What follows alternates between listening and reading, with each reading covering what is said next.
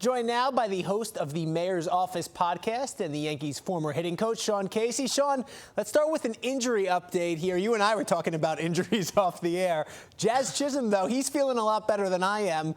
Certainly, he says he'll be back after his 10 days are up on the IL. Do you expect him to be the same player right away when he comes back from that elbow injury? I mean, I do. If it's 10 days and obviously it's better than we thought it was going to be from the initial diagnosis. And I always felt like if I think I'm ready, after 10 days and I'm ready to come off and play, I'll be ready to go. So I think he's going to be good. If he's ready to come off after 10 days, I think Jazz will be ready to go from the jump. All right, so let's talk about third base then. The Yankees called up Oswald Peraza. Oswaldo Cabrera seems to take advantage of every opportunity he gets. How do you see the Yankees moving forward at the position? Well, I think, it's a good problem to have for Booney. I mean, I think obviously there's no tryouts right now this time of the year. I mean, they got the best record in baseball. They're trying to win the pennant. They're trying to win a World Series. So if Peraza's hot, I'm sure he'll play. And if Cabrera's hot, I'm sure he'll play. And I'm sure Booney will try and mix and match that. If they're both playing kind of the same, then he'll figure out a way to probably get him equal playing time. But it's a really good problem to have, and that was good to see Peraza go deep in Detroit the other night. All right, the Yankees currently have a few good problems. Another situation is behind the plate at catcher. Jose Trevino is back, but Austin Wells has been terrific, both with his glove and the bat. So do you think Wells continues to be the starting catcher for this team moving forward? I think so. I think Wellesley has been such an impact bat right now in the way what he's been doing. He's been good behind the dish too. Obviously, Trevino's had a great year, and Trevi's great, man. He's just a great teammate, and obviously he's a good hitter too and good behind the dish. But I think Austin Wells is probably the future in that on that team, and at the end of the day, I think he's going to be the catcher. So what he's done since he's been really getting going this last month and a half has been so big for that lineup, so I can't imagine that he'll go back to the backup role. And clearly he's been learning from Trevino because those defensive metrics are off the chart as well for him. All right, Brian Cashman, he gets his fair share of criticism, but he always seems to find a diamond in the rough or two during the season. Looks like this year's might be Jake Cousins. What do you think of what Cousins has done out of the bullpen this season for the Bombers?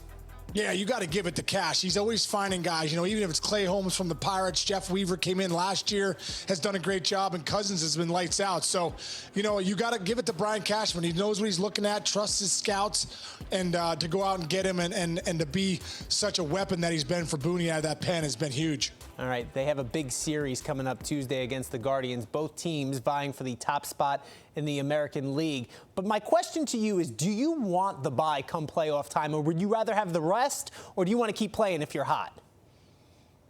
I don't know. I honestly, yeah. I think I used to say take the bye, take the rest. But we've seen that that's been a weird, situation these last few years with the teams that win the division get that rest, and then they end up losing to the wild card team because they keep playing. I mean, baseball players are such creatures of habits.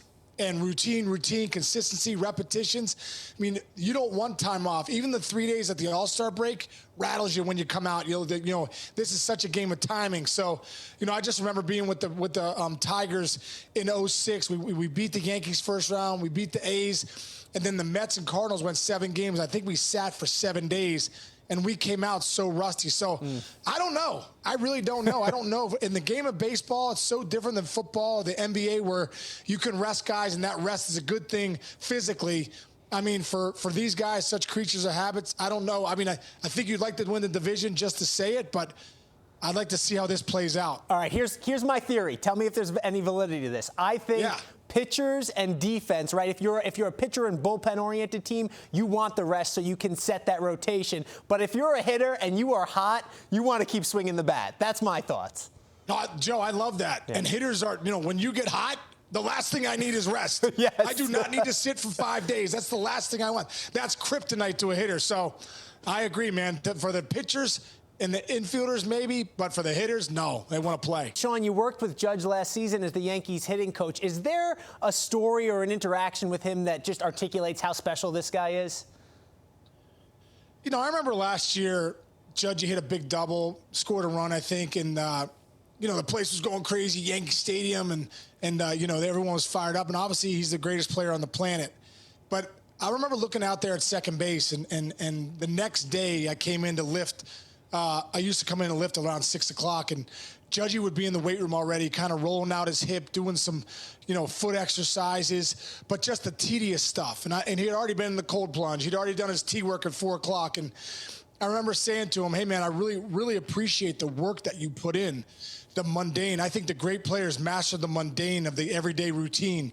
And Judgy was a master at that. So when you see the result of like a big double, a big home run, all the stuff he's doing, this guy is one of the hardest workers off the field, and I just appreciated it so much. I remember telling him that last year. So when I see what he's doing this year, hitting 330, over 40 home runs, over 100 ribbies, in the middle of August, all I can think about is the mundane stuff he does every day to be the best player in the game. We all don't see that. What we see is the sexy stuff out there, the stuff that he does. Everyone's like, oh, that's incredible.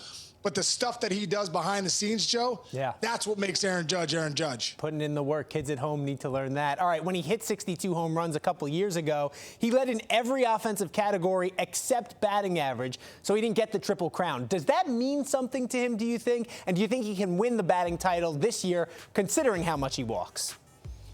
Oh, you kidding me, man? I mean, winning the batting title, that means you've been consistent. That means you're driving the baseball. That means you're having good at-bats. That means you're walking. To have a high average, you're doing so many things well. I don't buy the whole thing, oh, batting average doesn't matter. No, it matters a ton. It shows me what you're doing. It shows me your at-bats look like day in and day out. It shows me that you're not just hot, you're not just cold. It shows me you're consistent. It shows me you show up every night. When I think of all those attributes, I think of Aaron Judge. I think of a guy that's a tough out. I think of a guy that doesn't chase the slider off the plate. I think of a guy that locks in every single at-bat. I think of a guy that shows up for his teammates every single night. So when you see 330 next to Judgy's name, that number means a ton to him, no doubt about it, because it shows him what he's doing night in and night out. So if he wins the Triple Crown, that batting average number will be a huge number for him when he looks back at this season. Awesome. Well, speaking of the walks that Judge draws, he said he was actually upset when he hit his 300th homer because for the first time this season, it was Juan Soto who got intentionally walked. But do you blame the White Sox in that situation? Soto had hit 4 home runs in 4 straight at-bats against them. It's pick your poison at some point. Pick your poison. I know Grady Sizemore said after the game, he's like, I didn't know what to do. He's like, Soto, we can't get this guy out. He's homering everywhere, right center, left center. So we're like, well, let's take a shot at Judge, who's the greatest player on the planet. So you can't blame him. But one thing I love about Judgy is don't give him a reason. He's like Michael Jordan. Don't give Judgy a reason. You give him a reason, he puts that chip on his shoulder, everyone's in trouble. And when I saw that happen, when they intentionally walked Soto, I was like, oh, buddy. I almost could have put $5 million. He was going deep on that one. Incredible. I mean, and if it was anywhere near the plate, it was a 3-0 count that he hit that home run. He doesn't swing at too many 3-0 pitches. All right, so he had 44 home runs entering Sunday's game.